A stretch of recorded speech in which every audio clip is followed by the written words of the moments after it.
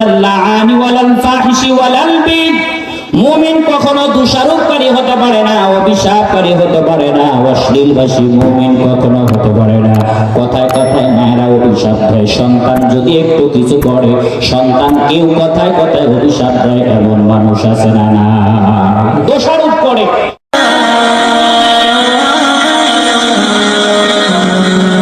ভক্ষণ করতে চায় না, না, কেউ মৃত ভাইয়ের গোশত ভক্ষণ করতে চায় না, তার মানে যে ব্যক্তি গীবত করে সে তার মৃত ভাইয়ের গোশত ভক্ষণ করে। গীবত কাকে বলে? আমার আপনার যেই ভাই যেই কথাটা অপছন্দ করে তার অগোচরে সেই কথাটা বলা, অর্থাৎ যে কথাটা সে অপছন্দ করে তার অবর্তমানে সেই কথাটা বলার নাম হলো গীবত। এই জন্য বলেন তো, ভালো মানুষ কখনো গীবত করতে পারে? এই জমিনের ভিতরে দেখা যায় স্ত্রীগালের গোশত খায় না। আমরা অনেক সময় দেখি বিদ্যুতের শকে কাক যখন মারা যায় কিংবা ব্রাস্ট হয়ে যায়, ওই কাকের পাশে 2, 4, 5, 10টা কাক চলে যায়, জানে বাঁচাইতে পারবে না, তারপরেও কাকের মহাব্বতে চলে যায়। এ বন্ধু কি বলবো দুঃখের কথা, এই যে গত কয়েকদিন আগে আমি প্রোগ্রাম শেষ করে আমার বাড়ির গেটের ভিতরে যখন গেলাম, দেখলাম একটা কুকুর বসে আছে। কোনোদিন আমার গেটে দেখিনি, ভয় পেয়ে গেছি। কুকুর দেখার পরে ভাবলাম কই থেকে আসলো, কেনই বা আমার গেটে আজকে পাহারা দেয়। ড্রাইভার এত লাড়াচাড়া করে কুকুরটা চলে যায় না। নামার পরে দেখলাম একেই তো ভাঙ্গা পা, গাড়ির পাশে দেখলাম ছোট্ট একটা কুকুরের বাচ্চা মরে আছে। ভাবলাম এখানে কিভাবে মরবে, মরার তো কথা না। শুনলাম ওই কুকুরের বাচ্চাটা বহু দূরে মারা গেছে, তার মা মুখে করে বাচ্চাটাকে নিয়ে আমার গেটের সামনে দাঁড়ায় আছে। ফেলানোর চেষ্টা করলো, আমি বললাম না মা, তো মায়ের কষ্ট তো তোমরা বুঝবা না। ও আমার বাবারা, একটা কুকুরও যদি তার জাতি ভাই কুকুরের গোশত না খায়, বরং মরে গেলেও তার সম্মান দেয়। এমনকি শুধু তাই নয়, জমিনের ভিতরে আমরা দেখি যে শিয়ালগুলো মরা মানুষের গোশত কবর থেকে খায়, কিন্তু আজও পর্যন্ত কোনোদিন দেখিনি একটা শিয়াল অপর শিয়ালের গোশত খায়, একটা কুকুর অপর কুকুরের গোশত খায়। কিন্তু জমিনের ভিতরে ওই মানুষটা কত বড় নিকৃষ্ট, যেই মানুষটা আপন ভাই ভাইয়ের গোশত খায়, শুধু ভাইয়ের গোশত নয় মরা ভাইয়ের গোশত খায়। বলেন তো ওই মানুষটার যে নিকৃষ্ট জমিনের ভিতরে আর কেউ হতে পারে?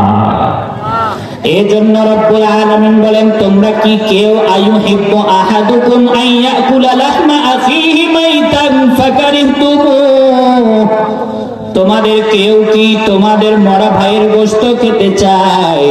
না না, ওয়ালা ইয়াগতাব বা'দুকুম বা'দা আইয়ুহিব্বু আহাদুকুম আইয়াকুলা লাহমা আখিহি মাইতান ফাকারিহতুমু।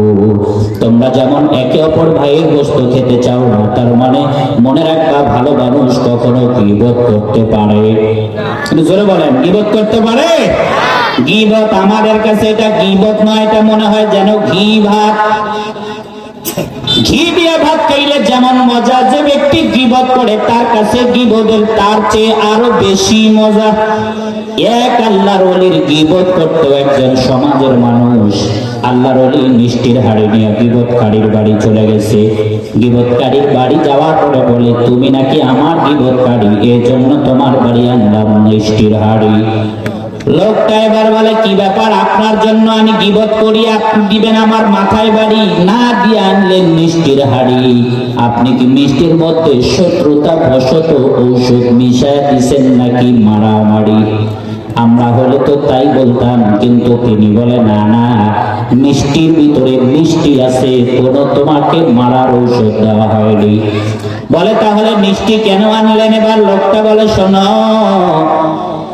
কেউ যদি অপর ভাইয়ের গীবত করে, যার গীবত করে তার জীবনের গুনাহগুলো গীবতকারীর আমলনামায় আল্লাহ জমা করে। তুমি আমার ভাইয়ের চেয়েও আপন, তুমি আমার বোনের চেয়েও আপন, তুমি আমার মা বাবার চেয়েও আপন, তুমি আমার সন্তানের চেয়েও আপন। তারা তো আমার সম্পদের ভাগ দিবে, কিন্তু আমার জীবনের গুনাহের ভাগ কেউ দিবে না। অতএব তুমি আমার জীবনের গুনাহের ভাগীদার, গীবতকারী, তাই তোমার জন্য আনলাম মিষ্টির হাড়ি। সুবহানাল্লাহ। বলেন তো গীবত ভালো মানুষ করতে পারে? একটু জোরে বলেন না, ভালো মানুষ কখনো গীবত করতে পারে? নবীজি সাল্লাল্লাহু আলাইহি ওয়াসাল্লাম হাদিসের ভিতরে জানায়া দেয়, গীবত কি তোমরা জানো? আবু হুরায়রা রাদিয়াল্লাহু তাআলা আনহু থেকে বর্ণিত হাদিস, নবীজি বলেন, আতাদরুনা মাল গীবা? ক্বালু আল্লাহু ওয়া রাসূলুহু আ'লাম। ক্বালা যিকরুকা আখাকা বিমা ইয়াকরা। নবীজি বলেন, তোমরা কি জানো গীবত কারে বলে? সাহাবীরা বললেন, আল্লাহ এবং তার রাসূলই ভালো জানে। নবীজি বললেন, যিকরুকা আখাকা বিমা ইয়াকরা। গীবত হলো তোমার ভাই যেটা অপছন্দ করে তার অবর্তমানে সেই কথা বলা, এটার নামই হলো গীবত। কোন ভাই যেটা অপছন্দ করে তার অগোচরে এই কথাগুলো বলা। নবীজি সাল্লাল্লাহু আলাইহি ওয়াসাল্লাম একদিন রাস্তা দিয়ে যায়, দুইজন রোজাদার নারী নবীজির সামনে পড়ে যায় গীবত করা অবস্থায়। পর্দার অন্তরালের মায়েরা শোনো, নবীজি ওই নারী দুইটাকে বলতেছে, তোমাদের রোজা ভঙ্গ হয়ে গেছে। নারী দুইটা জিজ্ঞেস করে, ইয়া রাসূলুল্লাহ, আমরা তো কিছুই খেলাম না, তো রোজা কেন ভঙ্গ হলো?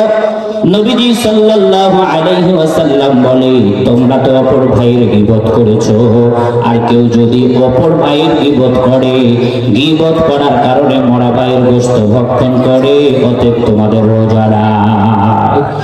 অপরদার অন্তরালের মায়েরা, ও নওজোয়ান যুবক, আল্লাহর গোলাম, এই যে আর কয়দিন পরে রমজান মাস আসতেছে, আমরা তো রোজা রাখি, মনে করি না খাইলে রোজা পালন হয়ে যায়। রোজা থাকা অবস্থাতেও গীবত করে, ইফতার কিনতে যায় সেখানেও গীবত করে, আছে না নাই?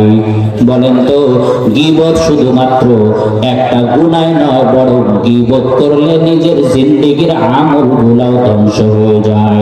এই জন্য মুমিন কখনো গীবত করতে পারে? একটু জোরে বলেন, তাহলে গীবত করা যাবে? আরো জোরে বলেন, গীবত করা যাবে? দুই নাম্বার অনর্থক কথার দুই নাম্বার প্রকার হলো চগলখুরি করা। চগলখুরি এটা মানুষের মাঝে ফিতনা সৃষ্টি করে দেয়। চগলখুরি কাকে বলে আপনারা অনেকেই জানেন। গীবত হলো যেটা অপছন্দ করে তার আড়ালে সেটা বলা। চগলখুরি হলো এই জায়গার কথা ওই জায়গায় লাগানো। আমরা গ্রামগঞ্জে বলি, এক গাছের আটা আর এক গাছে লাগায়া দ্বন্দ্ব লাগায়া দেয়, এমন চগলখোর আমাদের সমাজে আছে না না? একটু জোরে বলেন, আছে না নাই? রব্বুল আলামিন ওই চগলখোরের ব্যাপারে কোরআনুল কারীমের ভিতরে জানায়া দেয়, ওয়ালা তুতিউ কুল্লা হাল্লাফিন মাহিন হাম্মাজিম মাশাইন বিনামিন।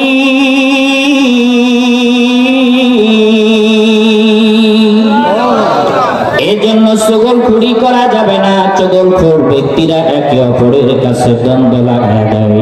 বলেন তো যারা দ্বন্দ্ব লাগায় দেয় তারা ভালো মানুষ হতে পারে? জোরে বলেন না, তারা ভালো মানুষ হতে পারে? নবীজি হাদিসের ভিতরেও বলেন, লা ইয়াদখুলুল জান্নাতা কাত্তাত। যারা চগলখোর ব্যক্তি তারা কোনোদিন আল্লাহর জান্নাতে প্রবেশ করতে পারবে? একটু জোরে বলেন। চগলখুরি করে জান্নাত হারাম করে জাহান্নাম ওয়াজিব করে এমন মানুষ সমাজে আছে না না? এজন্য চগলখুরি করা যাবে না। তিন নাম্বার অনর্থক কথাবার্তার তিন নাম্বার কারণ হলো অশ্লীল কথা এবং গালিগালাজ করা। অশ্লীল কথা বলে এমন মানুষ সমাজে আছে না নাই? কথায় কথায় গালি দেয়।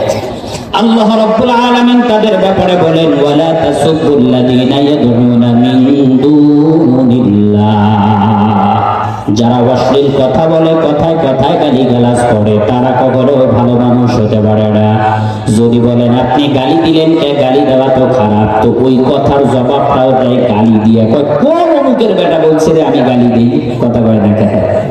মানে গালি যে দিচ্ছে আপনি বললে আরো আপনার উপরে বলে যে কে বললো, ওই কথার ভিতরেও গালি দিয়ে বলে কোন অমুকের বেটা বললো যে আমি গালি দিই।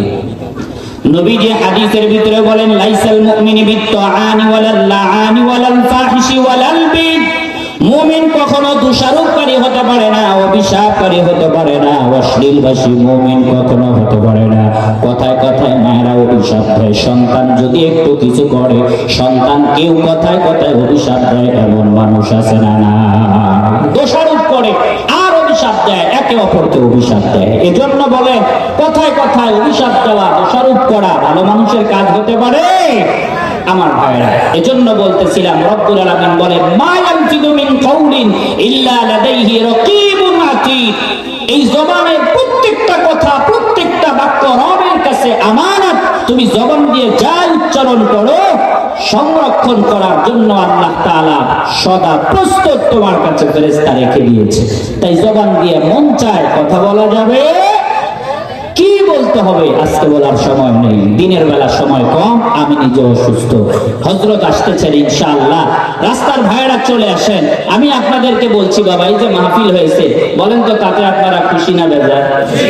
কম খুশি না বেশি? একটু জোরে, বেশি হলে বেশি আওয়াজ দিয়ে বলেন, খুশি না বেজার? এই মাহফিল আগামীতেও হবে, আপনারা চান? এই মাদ্রাসা হচ্ছে, আগামীতে আরো দাওরায়ে হাদিস হবে ইনশাআল্লাহ। চ্যালেঞ্জের মোকাবেলায় এই মাদ্রাসায় পড়ালেখা হয়, প্রায় 400 স্টুডেন্ট হচ্ছে, 300 না 400 বেশি আলহামদুলিল্লাহ হয়েই গেছে এত অল্প দিনে। এই মাদ্রাসা একদিন আরো বড় হবে। এজন্য এই মাহফিলটা পরিচালনা করতে গিয়ে আমার বাবার কিছু খরচ আছে, বলেন আছে না নাই? এই যে হাবিব ভাই আমার বন্ধু, বড় ভাই আমার, আল্লাহ তাআলা তাকে সম্মান কম দেয়নি।